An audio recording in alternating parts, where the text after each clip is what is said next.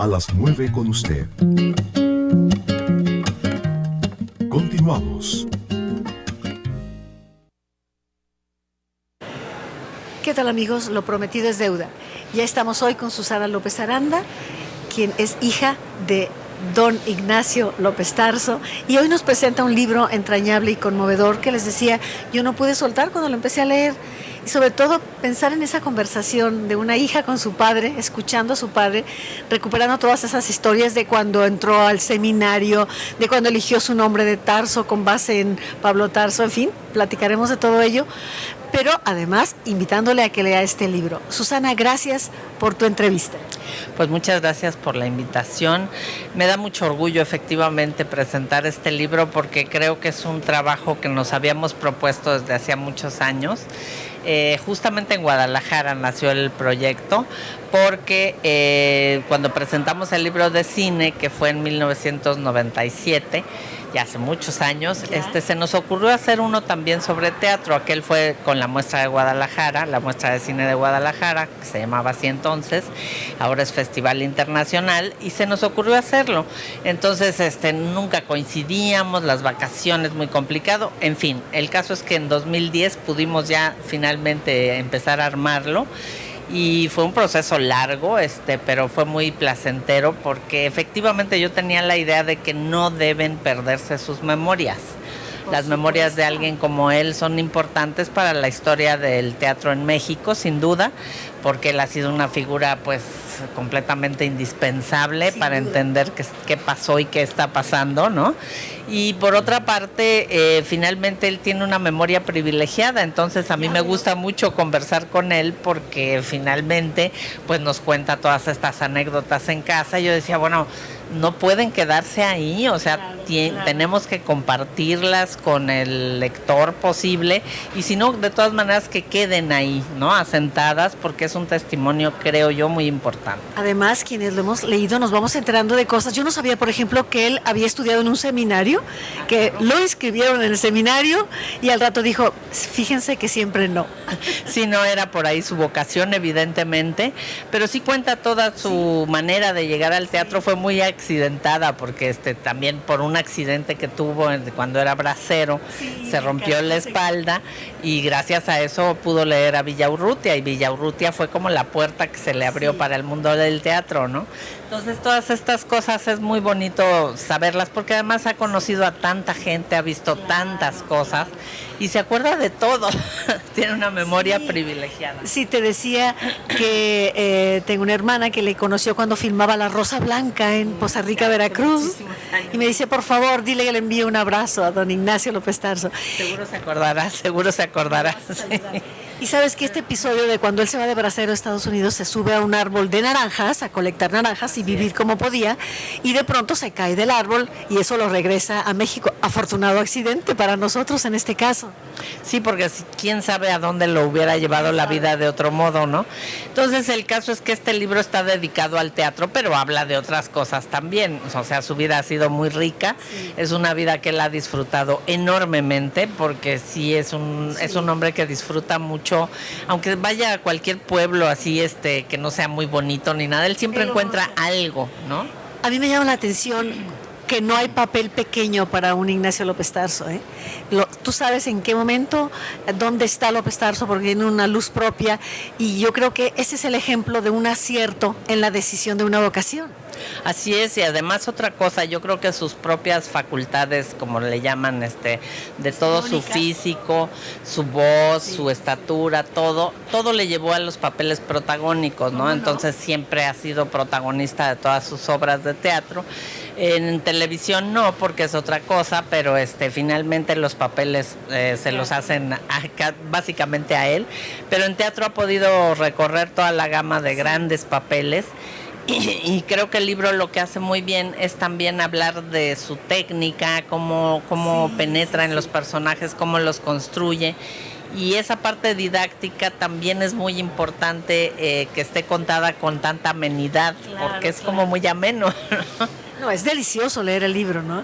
Y yo puedo imaginarme tu presencia ante él, emocionada con tu padre, enterándote tal vez de muchos capítulos que tú misma no sabías. Muchos de ellos no lo sabía, muchos de ellos sí los había escuchado desde niña, entonces yo también le preguntaba, ¿y no te acuerdas de tal cosa? Y me la contaba, porque este libro no podía haber sido hecho sino entre él y yo. Sí. Eso es evidente, ¿no? Porque cualquier otro entrevistador pues no conocería a fondo todas estas cosas que yo viví desde niña, ¿no? Sin duda. ¿Cuántos hermanos fueron? Somos 3. Mi hermano más pequeño, soy yo la más grande, luego tengo una hermana que tiene una guardería y se dedica a los niños, y mi hermano menor es actor, Juan Ignacio Aranda, que es también un espléndido actor. Y que se hereda, no se hurta. Así es, el talento viene, yo creo, en los dos muy parecido. Y mi hermano, pues digo, todos participábamos en estas charlas porque mi papá es muy buen conversador y eso espero que luzca en el texto, porque yo era lo que quería recuperar, esa forma de él muy peculiar de hablar. Claro, la oralidad, ¿no? Así es, y creo que está bien conseguido porque todos los que lo conocen o los que no lo conocen sienten que están platicando con él, ¿no? Bueno, hay 3 momentos en que yo ubico muy claramente y que resumen un poco la trayectoria de tu padre. Primero, ubicarlo en el teatro clásico, un Edipo Rey. A mí me tocó verlo como Edipo Rey, impresionante. Una cosa inolvidable. Yo participé también en algunas funciones como hija de Edipo, obviamente, y es una cosa inolvidable. Yo jamás me podré olvidar de lo fuerte que es la obra y lo fuerte que era su interpretación, ¿no? Un segundo momento para hablar ahora de otro género, Fulgor Sedano, con Juan Rulfo, en el papel de Fulgor Sedano que se lleva el elenco, ¿eh? Yo diría que fue el mejor de todo el elenco, pasando por todos los demás, que bueno, fue una película extraordinaria y ahí veíamos a López Tarso en el cine. Así es, en la versión que hizo Carlos Velo de Pedro Páramo, que no fue quizás lo más afortunado del mundo, pero además lo hacía con mucha honestidad. Yo creo que también hay que resaltar que su disciplina y su honestidad como actor jamás le permitieron hacer cosas en las que no creyera realmente, ¿no? Entonces la película podría no salir tan bien o la obra no salir tan bien, pero él en su personaje estaba absolutamente convencido de que tenía que hacerlo, ¿no? Así es, Susana. Y bueno, recordar todo ese rescate que él hace de los corridos mexicanos, que tú escuchas un corrido y internacionalmente dices Ignacio López Tarso. Así es, grabó 8 discos y también lo cuenta un poco en el libro. Su experiencia en la grabación de los corridos, cómo descubrieron esa fórmula, en fin, es muy interesante realmente también cómo sucedió eso, porque fue una época larga que dedicó él a hablar de los corridos, más bien en palenques, en estadios de fútbol, en todos lados. ¿Algún episodio te sorprendió especialmente en este rescate que haces de la oralidad de don Ignacio López Tarso? Que me haya sorprendido, te voy a decir que no, porque yo ya te digo, platicamos mucho, ¿no? O sea, convivimos tanto que muchas de las cosas ya las sabía yo, aunque no las recordara del todo, por suerte él sí se acuerda absolutamente de todo y se acuerda de todos, se acuerda también de las calles, los sabores, los olores. Es una persona que disfruta tanto la vida, como te digo, que es una lección de vida también el libro, porque él siempre está pensando en lo que sigue, no en lo que pasó, sino en lo que sigue, ¿no? ¿Y cómo está don Ignacio López Tarso? ¿Qué es lo que sigue para él? ¿Cómo está de salud? ¿Cómo está de proyectos? Cumple 90 años el 15 de enero próximo. Y la verdad es que ya empieza una nueva telenovela en estos días. Acaba de terminar La Malquerida, empieza una nueva. Está pensando en qué obra de teatro sigue, ¿no? Y posiblemente en una película. Entonces no para. Incansable, don Ignacio. Y bueno, hay quien dice que memoria es ser. O sea, que en tu memoria está tu ser realmente, ¿no? Y creo que don Ignacio López Tarso ha demostrado que tiene recuerdos desde sus primeros años. Maravilloso. Así es, se acuerda, por ejemplo, estábamos grabando para el libro y de pronto decía, yo le dije a mi mamá un poema tal día, no sé qué, y se acordaba del poema completo, entonces yo lo puse porque se acordaba del poema completo, ¿no? Y bueno, ¿cómo se sintió al ver el libro, al ver esta obra que su hija, Susana, le entrega? Pues yo creo que se emocionó tanto como yo al verlo, ¿no? El proceso fue largo y tortuoso, pero fue muy placentero al mismo tiempo. Largo y tortuoso quiero decir para llegar a tener el libro físicamente, ¿no? Pero fue muy agradable porque además recuperar toda la cuestión de las fotos fue también muy placentero. Él tiene un archivo muy bien hecho, muy bien guardado todo esto, y fue muy bonito ver las fotos desde la primera obra hasta la última que ha hecho. Sí. Una excelente selección. Bueno, ¿qué les parece esta charla? Ay, Ignacio López Tarso, para rato, incansable el señor, incansable. No, y sobre todo tengo que decir que él colabora mucho con los jóvenes realizadores. Sí, por ejemplo, sí. hay un cortito que se llama Veneno, que tiene 11 planos, y él es el personaje principal en esa película. Luego, claro, con Carla Castañeda, pues también le hace la voz para sus animaciones. Cuando le habla a un joven, hace cita, lo recibe, es como maestro también de cómo meter la voz en todo lo del diseño sonoro. Muy y les bien. Aconseja, y es un gran asesor de los jóvenes realizadores, ¿no? Ahí está, un saludo, un abrazo a don Ignacio López Tarso. Quiero agradecer de manera especial a nuestro compañero Roberto Rábago en la cámara, son sus primeras entrevistas, y bueno, le dije, te lanzas, Roberto, con cámara, le adaptamos un micrófono, y además sigue con mucha, yo le doy las indicaciones, una toma abierta, aquí haces un paneo, y lo está haciendo maravillosamente Roberto Rábago, que está con nosotros en un servicio social y que realmente está realizando sus primeras entrevistas de una manera espléndida. Gracias, Roberto.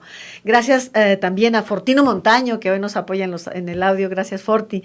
Y a todo el equipo. Graciela Alonso, salud, felicidades, felicito, dice Antonio Uribe, qué bien que cambiaron de horario, lamento la muerte de Vicente Leñero, Jorge Laboñet, muy bonitos programas, qué bueno que hablen de Lupe Vélez. Rosario Hernández nos saluda, muchas gracias. Y bueno, también es importante que recordemos la muerte de Gómez Bolaños, ¿verdad? De Roberto Gómez Bolaños, que fue una figura enorme, y que se habla de que su funeral convocó a tanta gente como el propio Cantinflas, que se escuchaba, me decía el colombiano que estuvo ayer, el escritor colombiano, yo me disfrazaba y en Colombia era seguir a Chespirito y seguir al Chavo del Ocho, y nos disfrazábamos cuando era niño. O sea, América Latina entera conocía a Roberto Gómez Bolaños, que llevó un humorismo verdaderamente blanco y creativo con sus propios guiones, y que también se despide Roberto Gómez Bolaños, ¿verdad? Sí, ya hablaremos un poquito más de él después de Phil, algunas cuestiones sobre todo que tienen que ver con el cine, Chespirito. ¿Qué otra cosa nos queda pendiente? No puedo creer que yo tengo una recomendación, rápida. La reposición de una película que se llama La noche de un día difícil, los Beatles, John, Paul, Ringo y George. Pues hay que verla entonces. Amigos, es todo por hoy. Gracias, Celia, Ana María, Ulises, a los compañeros Fortino, Hugo, Ángeles, Claudia, bueno, a todo el equipo. Muchísimas gracias por habernos acompañado. Mañana es último día de Phil, bueno, para nosotros, así que tendremos en el programa hasta el domingo. Algo más, sí, hasta el domingo. Por ahora, visite una Phil que estará mucho más ¿saturada? Sí, a partir de hoy, la invasión de los chavos. Imposible, jueves, la invasión de los chavos. Amigos, es todo por hoy. Gracias. Y nos acompaña mañana a las 9 con usted. Hasta entonces, muy buenos días. Por tu compañía, oye nuestro programa A las 9 con usted. Gracias.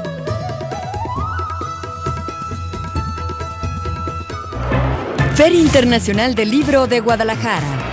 Argentina, invitada de honor. C7 Jalisco.